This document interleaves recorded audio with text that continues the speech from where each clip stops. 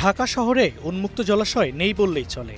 Hatirjheel, Gulshan lake সহ হাতে গোনা কয়েকটি জলাশয়ই রাজধানীর প্রাকৃতিক পরিবেশের শেষ আশ্রয়। কিন্তু বছরের পর বছর পানি দূষণ, বজ্র ও নানা পরিবেশগত সংকটে এসব জলাশয়ের অনেকটাই ব্যবহার অনুপযোগী হয়ে পড়েছে। এরই মধ্যে নতুন করে আরেকটি উদ্বেগের বিষয় সবার দৃষ্টিগোচর হয়েছে। রাজধানীর জলাশয়ে দেখা মিলছে বিদেশি আগ্রাসী রেড ইয়ার স্লাইডার কচ্ছপের। সম্প্রতি হাতিরঝিলে একাধিক রেড ইয়ার স্লাইডার কচ্ছপের উপস্থিতি গবেষক ও পরিবেশবিদদের উদ্বেগ বাড়িয়েছে।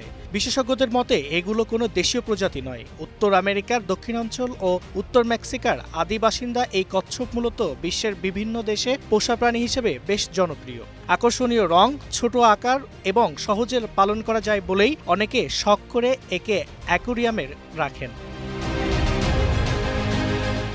কিন্তু সমস্যা শুরু হয় যখন কচ্ছপগুলো বড় হয়ে যায়। তখন অনেকেই এগুলো আর রাখতে না পেরে পুকুর, লেক কিংবা খালে ছেড়ে দেন। সেখান থেকেই শুরু হয় নতুন বিপদ। প্রাকৃতিক পরিবেশে ছেড়ে দেওয়ার পর দ্রুত মানিয়ে নেওয়ার ক্ষমতা এবং নিয়মিত বংশবিস্তারের কারণেই অল্প সময়ে এদের সংখ্যা বেড়ে যেতে পারে।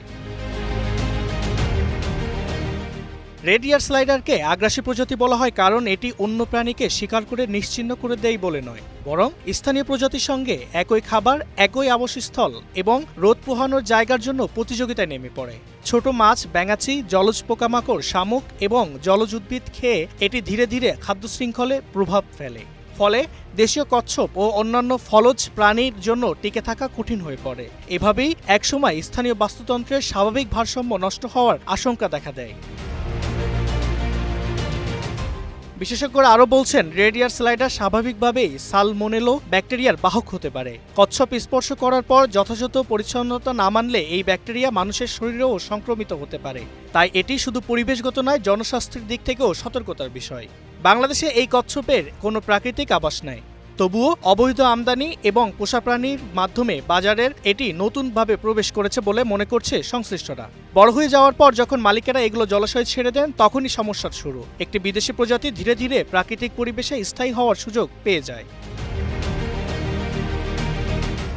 গবেষকদের মতে এখনই নজরদারি জোরদার করা না হলে হাতিরঝিলের মতো জলাশয় থেকে এই কচ্ছপ দেশের অন্যান্য জলাভূমিতেও ছড়িয়ে পড়তে পারে।